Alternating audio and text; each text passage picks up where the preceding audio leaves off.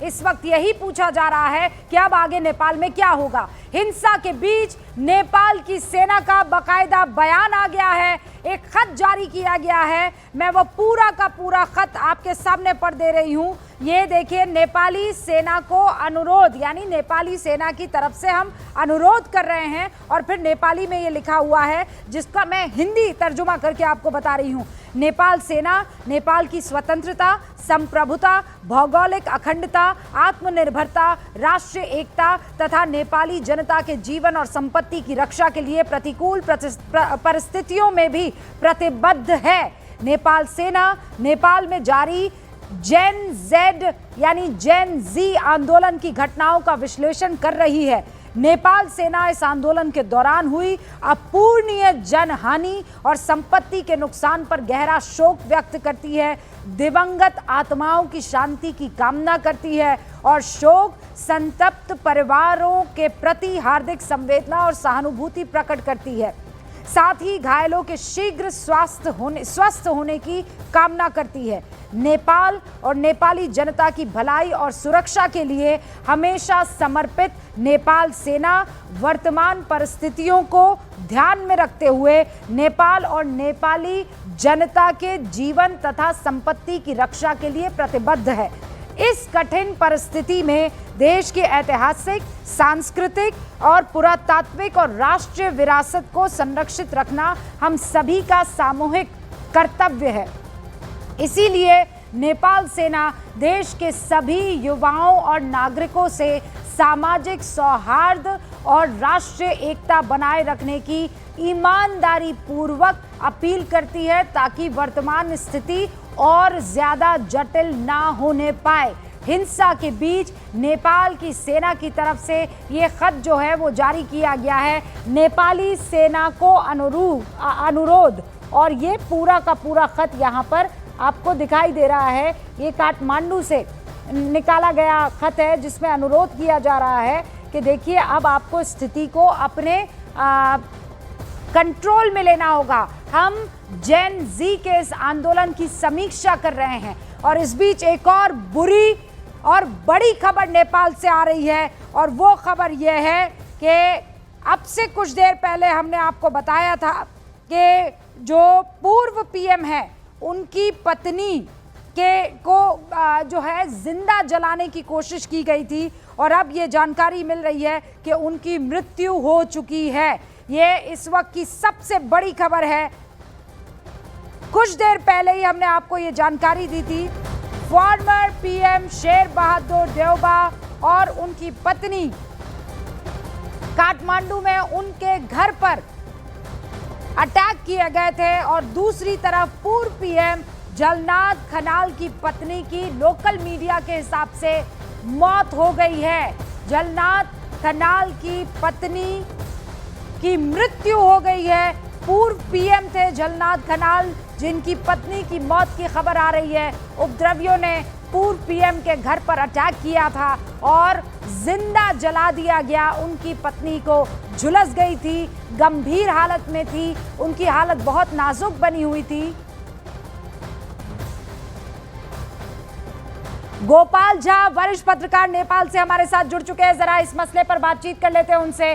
गोपाल जी, इस वक्त ये बड़ी और बुरी खबर है, आगजनी में पूर्व प्रधानमंत्री जलनाथ खनाल की पत्नी की मौत की खबर आ रही है। ये थैंक यू वेरी मच। ये अपुष्ट समाचार है। एक्चुअली उनको आग तो लगा दिया गया था, जैन जी के जो भीड़ थी, जो मॉब थे, और वो बहुत बुरी तरह से झुलस गई थी। लेकिन ये अभी अपुष्ट खबर है, मैं भी कंफर्म नहीं कर सकता हूँ। जब तक ये आधिकारिक रूप से ये मेरे उसमें नहीं आ जाए, तब तक तो मैं ये नहीं कह सकता कि ये बुरी खबर जो आप बता रही हैं।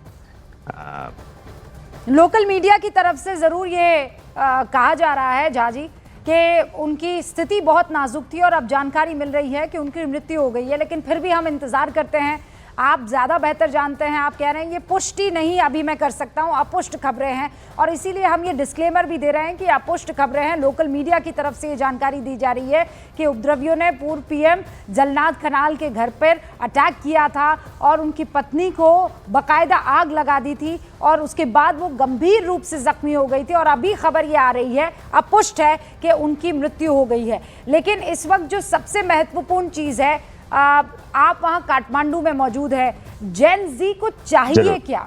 क्योंकि ये कहा गया था कि देखिए भ्रष्टाचार, और उसके बाद ये जो नेपो बेबीज, नेपो किड के नाम से चीज़ें वहाँ पर ट्रेंड कर रही थी, उन लोगों को इस बात की बहुत शिकायत थी कि हम यहाँ दिन रात स्ट्रगल कर रहे हैं, और ये जितने भी तमाम रिप्रेजेंटेटिव्स और प्रधानमंत्री पूर्व के रहे हों कि अभी केपी ओली रहे हों, उन्होंने तो अपनी जिंदगी को सजा दिया, संवार लिया, और हम सब आज भी स्ट्रगल में हैं। वो गुस्सा कहीं ना कहीं फूटा, और ऐसा कि आज नेपाल जल रहा है। ये आप सच बता रही हैं कि ये एक दिन का गुस्सा नहीं है, लेकिन वो तो एक मोमेंट्री ऐसा हो गया कि सोशल मीडिया पे जिस पर जैन जी एक्टिव रहते हैं, और जिससे उन लोगों का थोड़ा, अब थोड़ी सी ये बात करें कि थोड़ा सा आय अर्जन का स्रोत भी था उन लोगों के लिए, तो वो चीज़ें आप अगर पूर्ण रूप से बंद कर देंगे चाहे किसी भी बहाने में, तो नेचुरली उसका रिएक्शन होगा। वो रिएक्शन फिर मैनिफेस्टेशन किस तरह से हो जाता है ये आप भी देख रही हैं और हम भी देख रहे हैं यहाँ पे काठमांडू में बैठ के। लेकिन ये जो भी हुआ ये दुर्भाग्य हुआ, ऐसा नहीं होना चाहिए था। और रही बात कि जैन जी के बारे में आपने बताया कि इन लोगों का मांग क्या है, तो मांग यही था कि सबसे पहले तो सोशल मीडिया ओपन किया जाए, और फिर उसमें आ गए, फिर करप्शन की बात भी हुई। फिर करप्शन की बात होने के बाद आप जो देख रही हैं कि हर जगह जगह जाकर के आंदोलनकारियों ने फिर आग लगाना और लीडर्स को टारगेट करना, ये सब ये बातें जो हो रही हैं दरअसल में ये राज्य को ये सब चीज के लिए आकलन शायद नहीं था, इंटेलिजेंसिया ने ये खबर नहीं बताई होगी, इसीलिए ऐसा ये मोड़ कुछ अलग हो गया। अच्छा, ये हामी नेपाल और बालेन शाह के बारे में जरा बताइए ना गोपाल जी।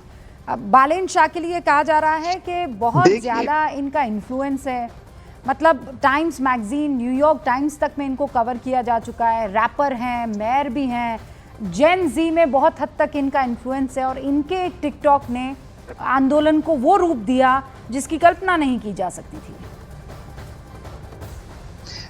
आपने ठीक बताया कि जैन जी तो क्या है कि ये जनरेशन को जो चाहिए था, बालन जी ने उस चीज़ को बहुत स्मार्टली उनको एड्रेस करने की और उन्होंने उसको कॉइन भी किया। अब रही बात वो पॉपुलैरिटी की बात, तो नेचुरली वो बहुत बड़े काठमांडू के सबसे बड़े जो महानगर हैं नेपाल में, काठमांडू इटसेल्फ कैपिटल सिटी है, उसके मेयर हैं, तो उन्होंने अपने कुछ काम के तहत भी जनरेशन जी का दिल भी जीता है, ऐसी भी बात नहीं है। और रही बात कि अब जो रैप में, तो रैप जनरेशन जो गीतों से, संस्कृति कार्यक्रम से, अथवा जो भी आप लाइव कंसर्ट से ये दिल जीतने की जितने भी कोशिश होनी चाहिए उन्होंने कुछ भी नहीं छोड़ा। और जब मेयर बन के आए तो उन्होंने कुछ काम ऐसा किया जो नेचुरली वो जो पॉपुलैरिटी दिखाने की कोशिश भी की है, और ग्राउंड लेवल में कुछ काम भी हुआ है। मैं आपके पास ये सवाल लेकर आऊं उससे पहले दर्शकों को एक बार फुल फ्रेम दिखा देना चाहती हूँ कि कौन खास मेहमान हमारे साथ इस बड़ी चर्चा में और इस